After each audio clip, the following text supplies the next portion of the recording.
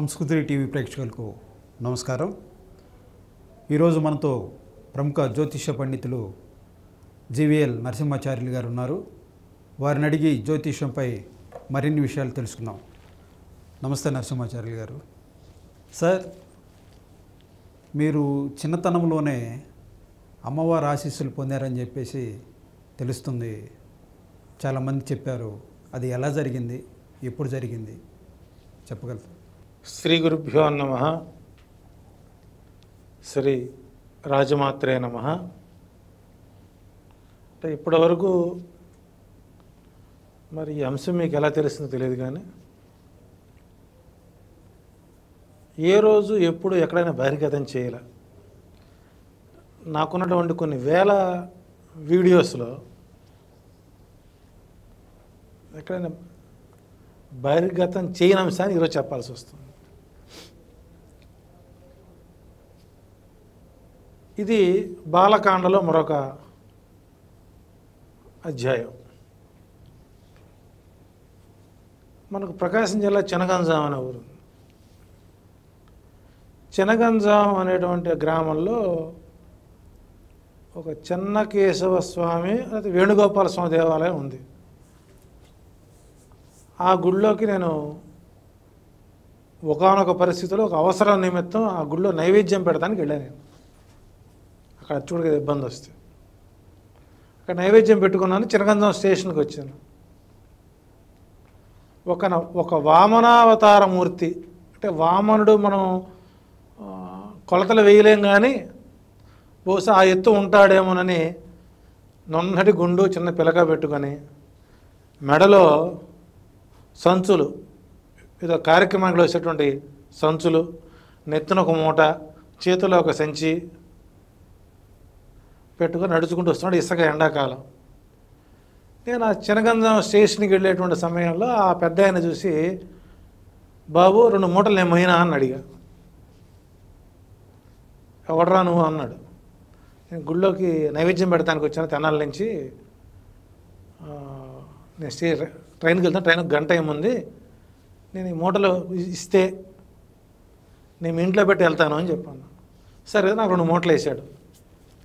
ఆ 2 మూటలు తీసుకుని వాళ్ళ ఇంట్లో దించి, నువ్వు కూర్చొనే వస్తాను అన్నాడు.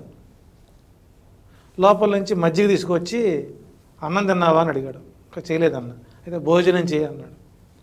భోజనం చేసిన తర్వాత, ఇప్పుడు నువ్వేం చేస్తున్నావు అన్నాడు. ప్రస్తుతం ఖాళీగా ఉన్నాను, 3 రూపాయలు ఇస్తానంటే ఈ గుళ్ళో నైవేద్యానికి వచ్చాను తెనాల నుంచి, నాకు అప్పుడు టికెట్ కొనిచ్చారు, పాస్ ఇచ్చారు, 4 రోజుల పాటు రావాలి, రోజుకు 3 రూపాయలు, అంటే నెలకు 100 రూపాయలు జీతం ఇస్తా అన్నారు, రైలు పాస్ 10 రూపాయలు కొనిపెట్టారు, వచ్చానన్న. సరే, నీకు లెటర్ రాసిస్తా, ఆ లెటర్ తీసుకుని వెళ్ళి నేను చెప్పిన చోట చేరు అన్నాడు. సరేనని చెప్పి నేను ఆయన చెప్పిన లెటర్ ప్రకారం వెళ్ళి ఒక టికెట్ తీసుకొని కావలి దగ్గర తెట్టు అనే ఊరు దిగా. టంగుటూరు దాటిన తర్వాత సింగరాయకొండ, ఉలవపాడు, తెట్టు దిగి ఆశ్రమానికి పోవడానికి రైలు పట్టాల వెంబడి వెళ్ళాలి. రోహిణి కార్తె ఎండలు విపరీతంగా ఉన్నాయి. కాళ్ళు అందులో ఈ కంకర రాళ్ళు విపరీతంగా గుచ్చుకుంటున్నాయి. అక్కడ కొంతమంది గ్యాంగ్ మెన్స్ సొరకాయ బుర్రలో ఉంటాయి మన పల్లెటూరులో. ఈరోజు మనం వాటర్ బాటిల్ తెచ్చుకున్నాం, అప్పట్లో రైల్వే గ్యాంగ్ మెన్స్ సొరకాయ బుర్రలో నీళ్లు పోసుకుని దాన్ని గోతంలో పెట్టి తెచ్చుకునేవాడు. బాబుకి మంచినీళ్ళు అండి, ఆకలి వేస్తుంది, అన్నం పెడతారని అడిగా. తెలిసి తిరిగిన వయసు. వాళ్ళు మంచినీళ్ళు ఇచ్చి, నువ్వు బ్రాహ్మణ బిడ్డలా ఉన్నావు, ఈ రోడ్డు అమ్మడబో ఒక ఆశ్రమం వస్తుంది, ఆశ్రమంలో భోజనం పెడతారు, ఎవరెళ్ళా భోజనం పెడతారు, ఇక్కడ నుంచి కొద్ది దూరం, మైలు దూరం అని చెప్పన్నారు. అది పోయేటప్పుడు దారి విశాలంగా ఉంది, సగం దూరం పోయేసరికి సన్న బాట అయిపోయింది. ఇక భయంగా ఉంది, అర్థం కాల. అట్లాంటి సమయంలో ఒక బర్రెలు కాచుకునేటువంటి ఒక చిన్న పిల్లండి, నాకు 12 ఏళ్ళు, అమ్మాయికి 6 ఏళ్ళు 7 ఏళ్ళు ఉంటాయి, ఆశ్రమానికి వస్తావా అంది. వస్తాను అని. నా చేయి పట్టుకొని ఆశ్రమంలోనికి తీసుకొని వెళ్ళి ఇక్కడ కాళ్ళు కడుక్కో నేను వస్తాను అని నన్ను బావి దాకా తీసుకొని వెళ్ళి నేను ఆ నీళ్లు తోడుకొని కాళ్ళు కడుక్కొని వెనక్కి తిరిగే లోపు అదృశ్యమైపోయింది. వెతుక్కున్నా అసలు ఏమో ఎక్కడుంది ఏంటని. కాళ్ళు కడుక్కున్నాను. అక్కడ ఒక నగరాజస్వామి దేవాలయం ఉంటే అక్కడ కూర్చుంటే అక్కడ బాలకృష్ణ అనేటువంటి ఒక ఆయన వచ్చి ఎవరబ్బాయి అన్నాడు. నన్ను చెనగంజం భీమయ్య శాస్త్రి గారు పంపించారు, ఈ లెటర్ మీకు ఇమ్మన్నారు అని ఆ లెటర్ చేతిలో పెట్టారు. అప్పుడు ఆ లోపల ఉండేటువంటి ఒక మాతాజీకెళ్ళి ఈయన చెప్పాడు. అక్కడ ఆశ్రమంలో ఉండేటువంటి మాతాజీకి ఈ బాలకృష్ణ వెళ్ళి ఎవరో చెనగంజాన్ నుంచి భీమయ్య శాస్త్రి అబ్బాయిని పంపించారు, ఆవిడికి సమాచారం ఇచ్చారు. ఆమె ప్రత్యుత్తరం ఏం చెప్పిందంటే, ఇప్పుడే నేను వెళ్ళి తీసుకొని వచ్చాను, నాకేం చెప్పక్కర్లేదు బో, ఇప్పుడే నేనే వెళ్ళి చేత్తో పట్టుకొని తీసుకొని వచ్చాను రా బాలకృష్ణ, నువ్వు నా చెప్పేది ఏంటి, ముందు ఆడికి భోజనం పెట్టండి ఆకలితో ఉన్నాడు. లిటరలీ ఈ మాట కొన్ని వేల మందిలో చెప్పారు. అప్పుడు మీ వయసు ఎంత ఉండొచ్చు? 14 ఏళ్ళు ఉంటాయి. పెద్ద వయసు కాదు. పెద్ద వయసు కాదు. అంటే ఆ 14 ఏళ్ల వయసులో నేరుగా అది ఏ రూపమో ఏ నామమైనా పెట్టుకోవచ్చు. నేను చేయి పట్టుకొని నడిపించినటువంటి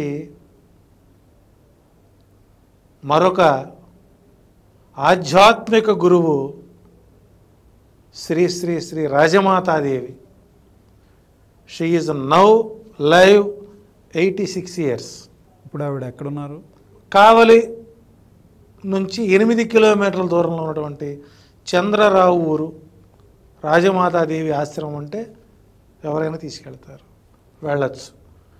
నన్ను చూసి నా పూర్వజన్మ బిడ్డ వచ్చాడు, నన్ను చూసి నా పూర్వజన్మ బిడ్డ వచ్చాడు, పూర్వజన్మలో నా ఆశ్రమంలో పనిచేసిన పిల్లవాడే మళ్ళీ నా దగ్గరికి వచ్చాడు అని ఆ రోజు నుంచి నాకు బిడ్డ అని, ఇప్పుడు వెళ్ళినా సరే నా బిడ్డ వచ్చాడు అని ఎంతో మాతృత్వంతో పలకరిస్తారు. నాకు విష్ణు అనేటువంటి నామకరణం చేసింది ఆమె. అసలు ఈ విషయం మీకు ఎప్పుడు తెలిసింది? ప్రత్యక్షంగా ఆమె ఒక సభలో మీటింగు, ఒక సదస్సులో పూర్వజన్మలు అనేవి ఎలా ఉంటాయి అని చెబుతూ వారి యొక్క జన్మవృత్తాంతం చెప్పుకుంటూ నన్ను డీకోడ్ చేసి చెప్పారు. అప్పుడు నాకు అర్థమైంది, నన్ను తీసుకొచ్చింది, నన్ను నడిపించింది ఆ రాజరాజేశ్వరియే. సో కాబట్టి ప్రత్యక్షంగా నా చేయి పట్టుకు నడిపించినటువంటి ఆధ్యాత్మిక గురువు శ్రీ శ్రీ రాజమాతాదేవి. అందుకే నా వీడియోలో ఎప్పుడూ మొదటిసారి ఓం శ్రీ రాజమాత్రే నమః అనే పదాన్ని చెప్పకుండా నేను అది ఏ కంటెంట్ అయినా సరే ఉపయోగిస్తాను. కాబట్టి ఇలాంటి అంశాన్ని మళ్ళీ మా మాతృమూర్తి అంశాన్ని నా నోటి ద్వారా చెప్పించేందుకు మీకు ధన్యవాదాలు. అట్లాగే దీన్ని తిలకిస్తున్నటువంటి వారు ప్రేక్షకులందరికీ కూడా వారి యొక్క ఫోటోని ఈ వీడియో ద్వారా మొట్టమొదటిసారి నేను డిస్ప్లే చేయదలుచుకున్నాను. ఆ ఆశ్రమానికి సంబంధించిన డీటెయిల్స్ కూడా నేను అందించే ప్రయత్నం కూడా చేస్తాను మీ ద్వారా. అమ్మవారు పట్టుకొని నడిపించడం కారణంగానే మీరు ఈరోజు ఈ స్థాయిలో ఉన్నారని చెప్పేసి అనుకుంటున్నారా? 100% అండి. అందులో ఇంకా ఎలాంటి సందేహం లేదు. ఈ వీడియో చూసిన వాళ్ళు అక్కడ ఆశ్రమానికి వెళ్ళి ఈయన ఇలా చెప్పారండి ఎంతవరకు కరెక్ట్ అని కూడా అడగచ్చు. ఎస్, అలా వెళ్ళిన వ్యక్తిని 26 సంవత్సరాల వరకు అక్కడ ఉండిపోయాను. సుమారు 12 సంవత్సరాల పాటు అక్కడ. నేను ఏ జీవనోపాధికి వెళ్ళానో అక్కడి నుంచి ఎస్కేప్ అయిపోయినా నేను. కనీసం నేను ఎక్కడ ఉన్నాను అనేటువంటిది కూడా కుటుంబ సభ్యులకు తెలియదు. 12 సంవత్సరాల పాటు అమ్మవారి దగ్గరే ఉన్నారు మీరు. ఎస్. ఆ 12 సంవత్సరాల కాలంలో నేర్చుకున్న జీవితకాలంలో మిమ్మల్ని ముందుకు నడిపిస్తుంది. ఆ సందర్భంలో అంటే ఆ టైంలో శుక్ర, శని, ఆదివారాలు ఆశ్రమానికి తండోపతండాలుగా అంతర్రాష్ట్రాల నుంచి ఒకడికి వచ్చేవాడు. మరి నేను గుళ్ళో చేరిన తర్వాత నాకు డ్యూటీ అలర్ట్ చేయాలి కదా. సుమతి శతకంలో పద్యం ఒకటి ఉంది. బద్ధకము సంజనిద్దుర వద్దు సుమి దద్దిరంబు వచ్చును దానన్ మొద్దందురు తోడివారలు ముద్దు కుమారి శతకంలో మాతాజీ గారు భోజనం పెట్టి పిలిచారు. నువ్వు బ్రాహ్మణ బిడ్డవు కాబట్టి నా బిడ్డగాని పిలుస్తాను.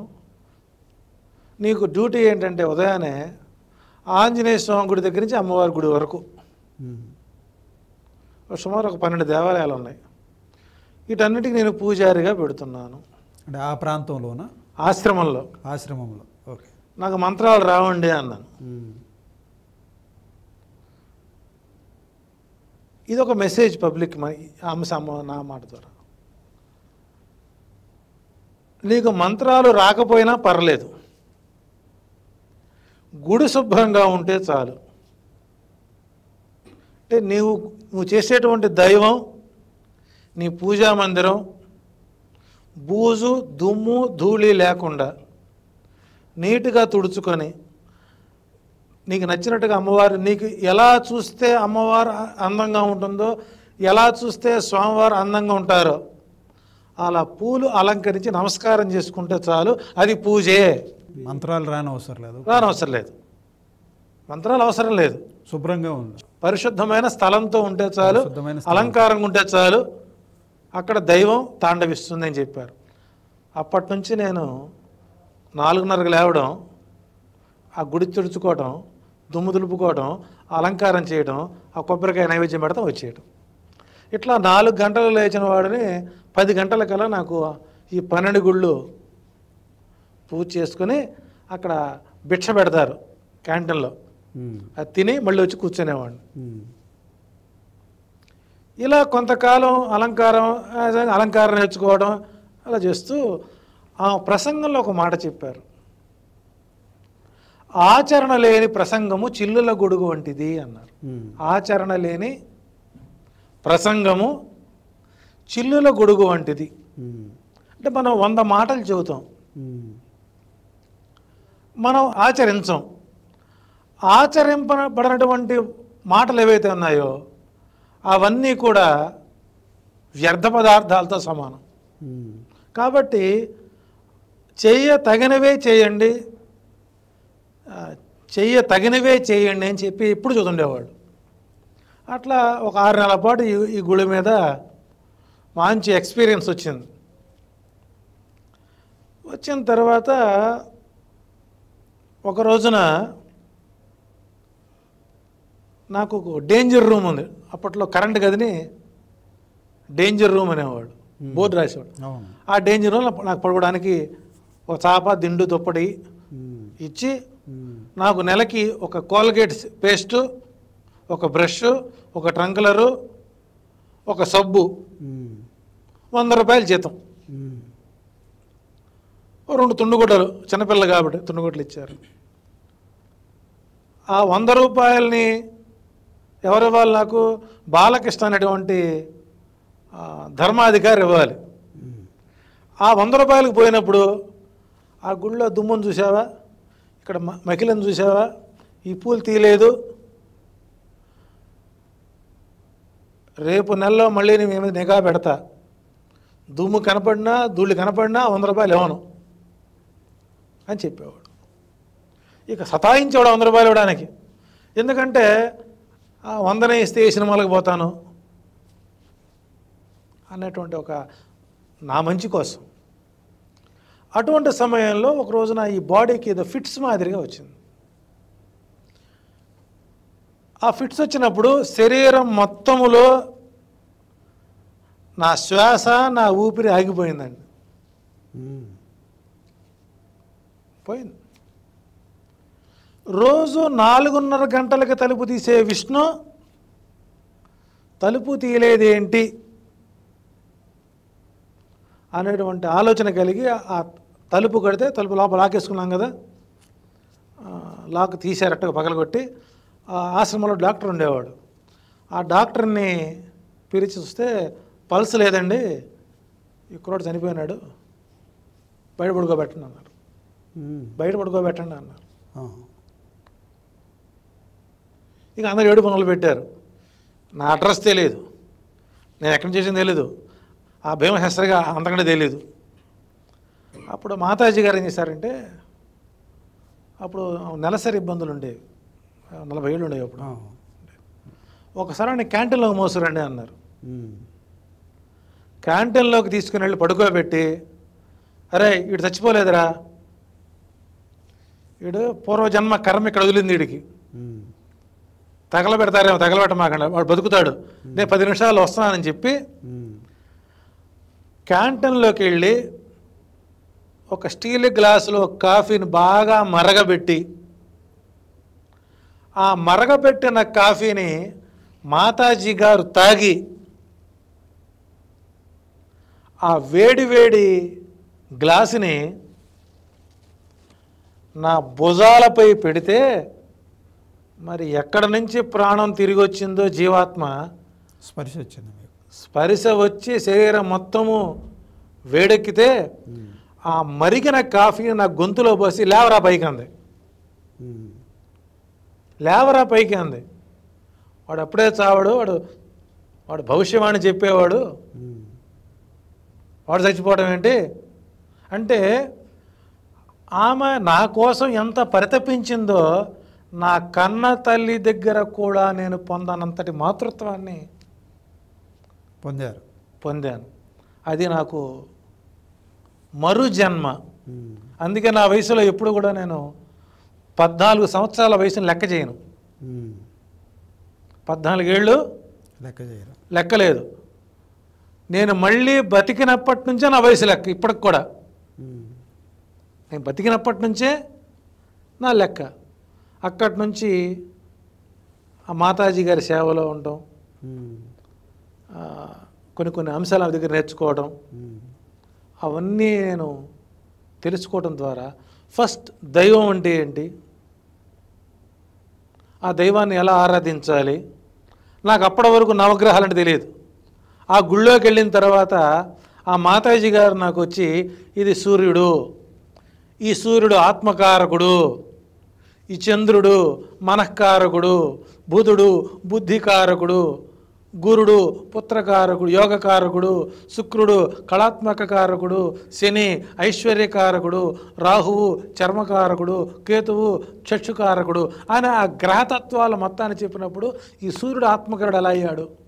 అక్కడి నుంచి అంటే ఈ జ్యోతిష్యం గురించి అక్కడే నేర్చుకున్నారు. అక్కడ కొంత అంటే మొదట్లో కొంత నేర్చుకున్నారు. ఆ అమ్మవారి యొక్క అడుగు జాడల్లో నడవడం ఒక అద్భుతమైనటువంటి, ఒక దైవంతో ఒక పుష్కర కాలం పాటు సేవ చేసేటువంటి భాగ్యం నాకు ఈ దేహానికి వచ్చింది. అంతకు మించి మరొక దైవం నాకు అవసరం లేదు. ఈ పుష్కర కాలం మీ ఇంట్లో వాళ్ళు అసలు మీరు ఎక్కడికి వెళ్ళారు, ఏం చేస్తున్నారు అని ఏమైనా ఎంక్వైరీ ఏమన్నా చేశారా? అంటే కాకపోతే ఒకటైతే మాకు బాగా దృష్టి ఉంది, నా కుటుంబం మీద, నా పిల్లలు, మా ఫాదర్కి కానీ మా మదర్కి కానీ మా అన్నదమ్ములకు కానీ మా సిస్టర్స్కి కానీ, ఈడు ఎలాగైనా బతుకుతాడు, ఈడు ఎలాగైనా బతుకుతాడు. 7th క్లాస్లో ఉండగానే ఇన్ని పనులు చేసా కుటుంబాన్ని పోషించిన వాడు బతకలేడా, తిరిగి వస్తాడులే, కానీ ఎక్కడున్నా నేను బాగుంటాను అన్న విషయం 12 సంవత్సరాల తరువాత ఎక్కడెక్కడి నుంచో వచ్చేటువంటి భక్తుల్లో నాకు తెలిసిన వాళ్ళు వచ్చారు, అసలు నా ముఖపరిచయం ఉన్నవాళ్ళు, వాళ్ళు ఉప్పందించారు. అప్పుడు ఫస్ట్ మా ఫాదర్ వచ్చారు. ఫాదర్ రాగానే అమ్మగారు, మీ అబ్బాయి నా దగ్గరే ఉన్నాడు, తీసుకెళ్లే ప్రయత్నం చేయమాక అంది. వాడు ఇప్పుడే బాగుంటున్నాడు, తీసుకెళ్లే ప్రయత్నం చేయొద్దు అన్నారు. కాబట్టి నేను ఎక్కడున్నా బ్రతకగలను, బ్రతికించగలను, కానీ ఎవరిది నేను ఆశించను. ముందు నా వాళ్ళకు కడుపు నింపుకున్న తర్వాతే నా కడుపు చూసుకునేటువంటి లక్షణం. కాకపోతే అవమానాలు పడ్డాం జీవితంలో, ఆ అవమానాలు కూడా నాకు జీవితంలో ఒక అనుభవంగానే మారాయని చెప్పచ్చు. సో ఆ రకంగా నేను ఆశ్రమ యొక్క గురు శుశ్రూష, గురు సేవలో ఒక స్త్రీ మూర్తి నాకు గురువు అయ్యారు. అంటే గురువుకి 3 రకాల సేవలు చేయాలి. ఒకటి అంగ శుశ్రూష, స్థల శుశ్రూష, వస్త్ర శుశ్రూష. ఈ 3 శుశ్రూషలు నేను చేశాను కాబట్టి నాకు తినటానికి, ఉండటానికి, కట్టుకోవడానికి బట్ట అన్నీ భగవంతుడు నాకు సమృద్ధిగా ఇచ్చాడు. ధనం ఇవ్వలేదు కానీ ప్రశాంతత ఇచ్చాడని చెప్పుకోవచ్చు. 12 సంవత్సరాల తర్వాత మీ తల్లిదండ్రులు మీ గురించి తెలుసుకున్నారు. తెలుసుకున్న తర్వాత వాళ్ళ స్పందన ఎలా ఉంది మీ గురించి? ఫాదరు వచ్చిన తర్వాత నా దగ్గర ఒక 6 నెలల పాటు ఉన్నాడు. ఒక 6 నెలల పాటు ఉన్నాడు. అమ్మగారు నన్ను గౌరవించే విధానం, నాకు ఆశ్రమంలో ఇచ్చే ప్రయారిటీ. ఎందుకంటే అన్ని గుళ్ళకి నేనే అధికారిని, అన్ని గుళ్ళకి నేనే రాజు, నేనే మంత్రి. అట్లాగా ఆ దైవంతో నేను మమేకమైన. అందుకే ఇక్కడ జ్యోతిష్యుడు ఎప్పుడూ కూడా దైవానుగ్రహం బలంగా ఉండాలి.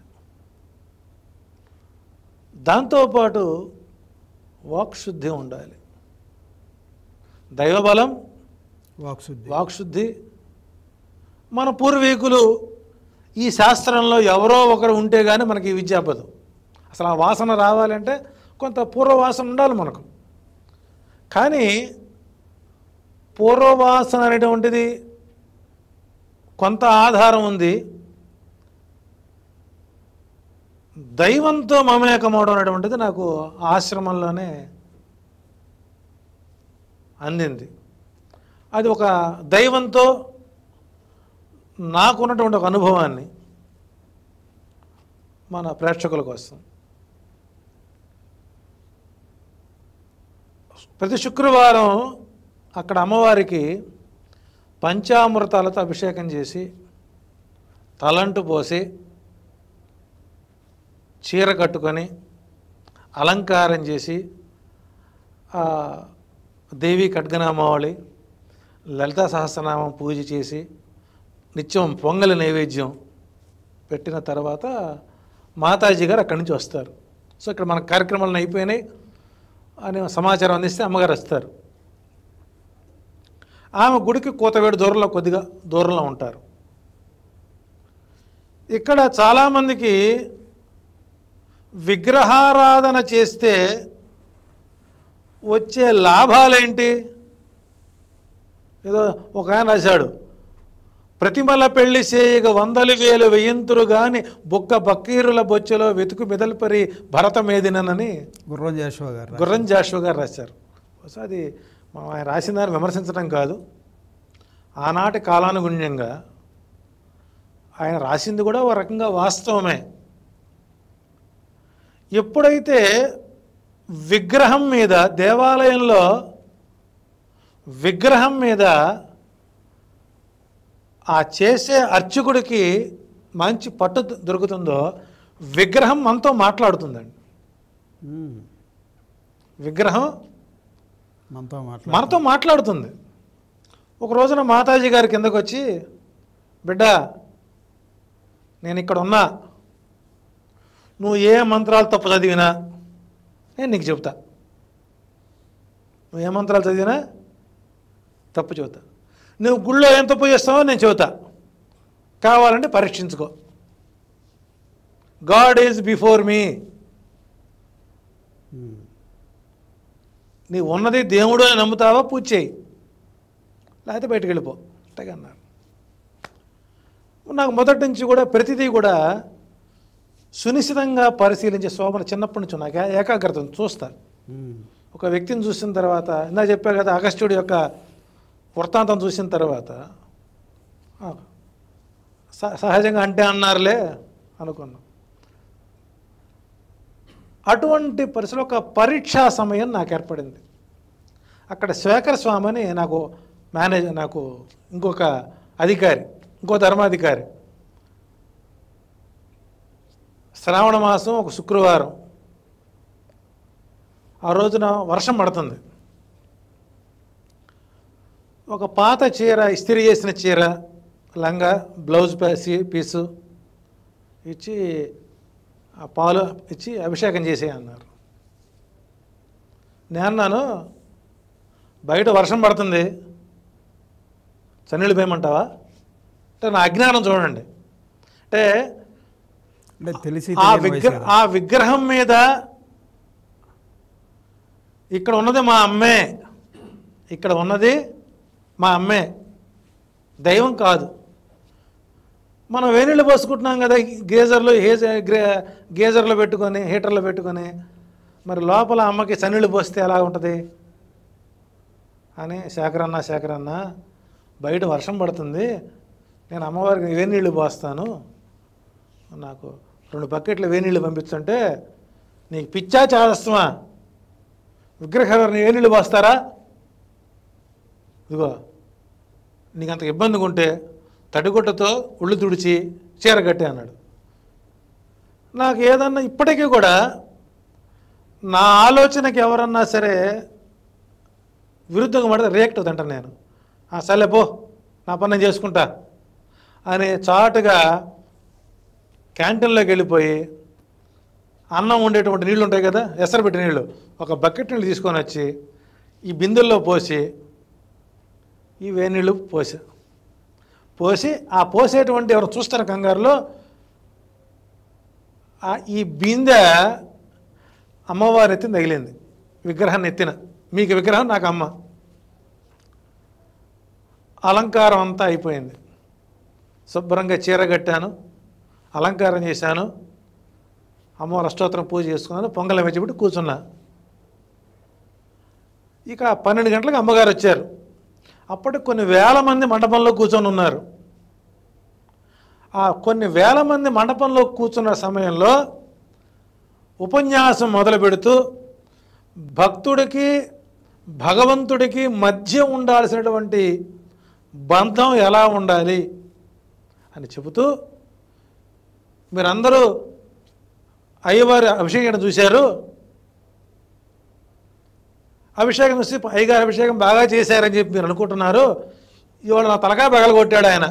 ఇవాళ నా బిడ్డ నా తలకాయ పగలగొట్టాడు. తల పోటుగా ఉంది ఒక పక్కనంతా. అంటే ఆ ఇత్తడి బింది దెబ్బగిలితే కళ్ళను కంచు శబ్దం వచ్చింది, పగలగొట్టాడు. ఇక నాకు 132 కొట్టుకుంది గుండె.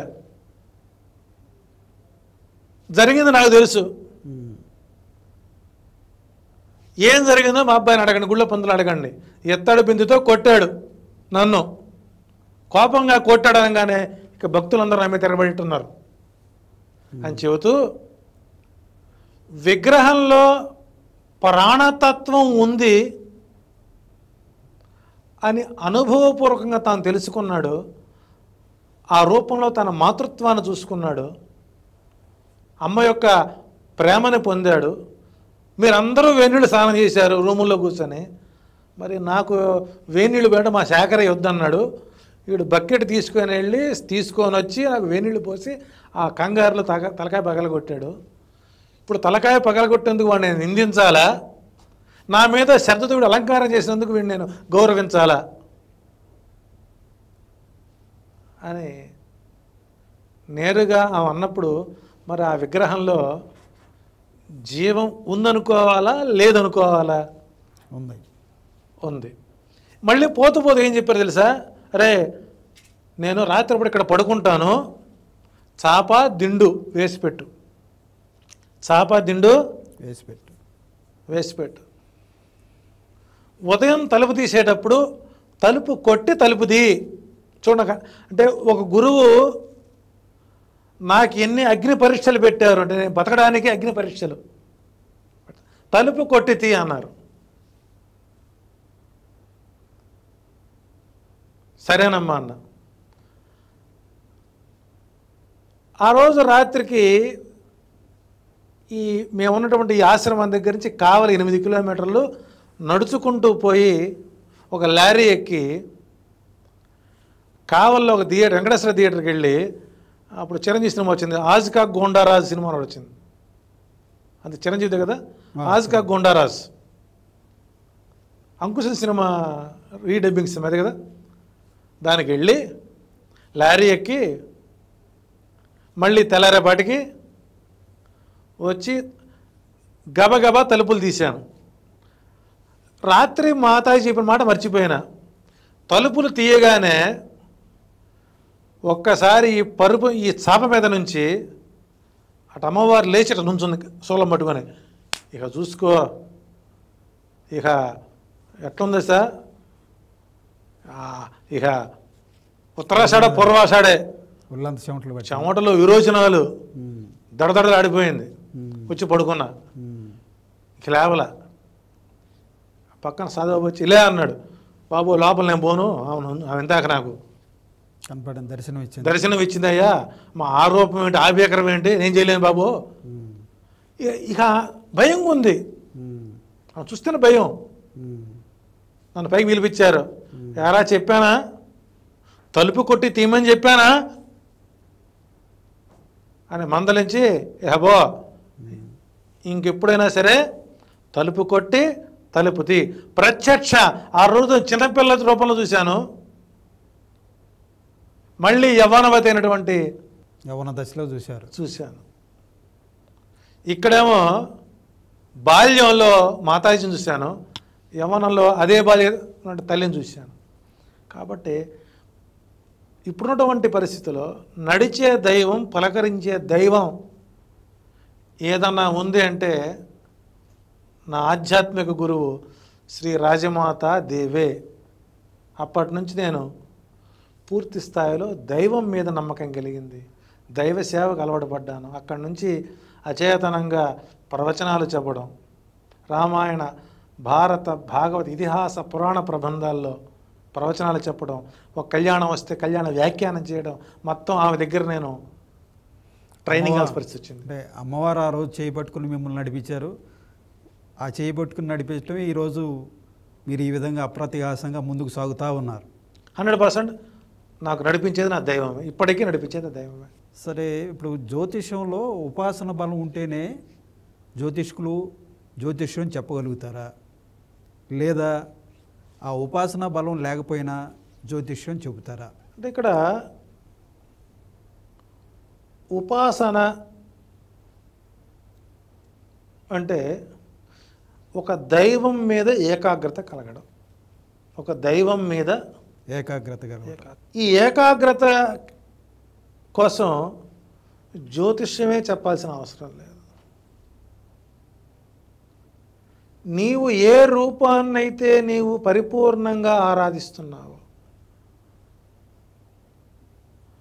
అదే నిన్ను అన్ని అంశాలు నియంత్రిస్తూనే ఉంటుంది.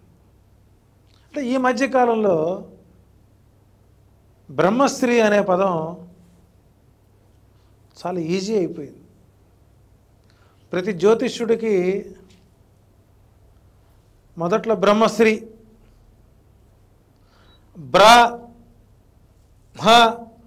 శ్రీ, ఈ 3 అర్థాలు పుణికి పుచ్చుకున్నవాడే బ్రహ్మశ్రీ. గాయత్రి మంత్రం ఉంది. గాయత్రి మంత్రం అక్షర లక్ష చేసిన వాడికి బ్రహ్మశ్రీ అనేటువంటి బిరుదు ఇవ్వచ్చు. మారుతున్న కాలాన్ని బట్టి మనుషులలో పెరుగుతున్నటువంటి సమస్యలు,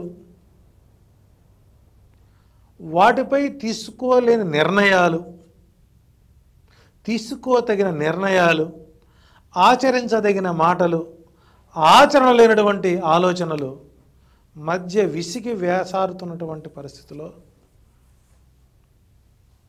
ధ్యానం, ఉపాసన, ప్రదక్షిణం, అర్చన, హోమం, దానం, ఇవన్నీ శాంతింపచేయడానికి ఒక మార్గాలు అయ్యాయి. కానీ జ్యోతిష్యుడికి ఉపాసనా బలం ఉండాలి అని ఏ శాస్త్రకారులు చెప్పలేదు. మన జ్యోతిశాస్త్రంలో వేద జ్యోతిష్యం 18 మంది జ్యోతిష్యకారులు ఉన్నారు. 18 రకాల సిద్ధాంతాలు ఉన్నాయి. ఈ 18 రకాల సిద్ధాంతాల్లో ఎక్కడా కూడా జ్యోతిషుడు ఉపాసన చేయాలనేది లేదు. ప్రతి ఒక్క వ్యక్తి వారికి ఒక ఇలవేలుపు కులదైవం అనేది ఉంటుంది. వాటిని విస్మరించకుండా ఆ దైవాన్ని పట్టుకోమన్నారు. ఇక్కడ మాతాజీ గారు ఒక మాట చెప్పారు ఉపన్యాసంలో, పట్టు పట్టరాదు, పట్టి విడువరాదు, పట్టు పడితే పరమేశ్వరుని పాలు, పట్టు వీడితే పరనిందల పాలు అన్నారు. అందులో ఎంత ఉపన్యాసం చెప్పుకోవచ్చు అండి. ఒక శ్లోక చిన్న వాక్యంలో ఎంత అంశం వస్తుంది అంటే, మహనీయుల మాటలు ఎప్పుడు కూడాను మనకు కొటేషన్లా కనపడతాయి. కానీ అందులో అర్థము పరమాత్మము తెలుసుకోవాలంటే మన వయసు అయిపోద్ది. కాబట్టి ఇక్కడ జ్యోతిష్యుడికి ఉపాసన కావాలా అవద్దా అంటే రెండవది నేను అక్కర్లేదంట. నేను జ్యోతిష్యుడికి శాస్త్ర అవగాహన ఉండాలి. బ్రహ్మోపదేశం చేసినటువంటి మంత్రమే నీకు ఉపాసన బలం. మనం దాన్ని విడిచిపెడుతున్నాం. ఒక్కొక్క మత సాంప్రదాయం ప్రకారం వాళ్ళకు ఉపాసన గురువు ఉంటాడు. సో గాయత్రి మంత్రం అనేటువంటిది మాకు అష్టాక్షరీ మంత్రం, మరొకరికి ద్వాదశాక్షరీ మంత్రం, ఒకరికి పంచాక్షరీ మంత్రం ఉన్నాయి. కానీ ఈ మధ్య భగళాముఖి ఉపాసకులు గొట్టం గోపాలకృష్ణ గారు, వారు జ్యోతిష్యులు. వారాహి ఉపాసకులు, ఆయనకు ఒక పేరు, ఒక ట్యాగ్లైన్. అంటే ఇక్కడ ఒక రహస్యం చెబుతారు. నీవు ఏ ఉపాసన చేస్తావో, నీవు ఏ దైవాన్ని కోసం నీవు ఉపాసన చేస్తుంటావో, ఆ ఉపాసన దైవాన్ని బయట పెట్టడం శాస్త్ర విరుద్ధం. ఈ రహస్యం తెలిసినవాడు వారు ఉపాసించే దైవాన్ని కానీ వారి పేరును కానీ ఎక్కడా ప్రస్తావించకూడదు. ఈ పరంగిత జ్ఞానం లేని వారు ఎవరైతే ఉంటారో వారే నేను ఆ దైవాన్ని ఉపాసిస్తున్నాను, నేను ఈ దైవాన్ని ఉపాసిస్తున్నాను అని చెప్పుకోవడానికి మాత్రమే పనికొచ్చేటువంటి అంశం తప్ప అది శాస్త్ర విరుద్ధమైనటువంటి అంశాలు బయటకు చెప్పకూడదని మనకు శాస్త్రకారులు మనకు చెబుతున్నారు. అమ్మవారు మీ జీవితంలో నడిపించిన విధానాన్ని, అమ్మవారు ఏ విధంగా అయితే మిమ్మల్ని ప్రేరేపించారు, మిమ్మల్ని నడిపించాలనుకున్నారో ఆమె ఆశయాలకు అనుగుణంగా మీరు ముందుకు నడుస్తూ సమాజంలో జ్యోతిష్యం పట్ల ఒక అవగాహన కల్పించి ఈరోజు మా కోసం టైం వెచ్చించి చాలా విషయాలు చెప్పారు. మీకు అందుకు ధన్యవాదాలు తెలియజేస్తా ఉన్నాం.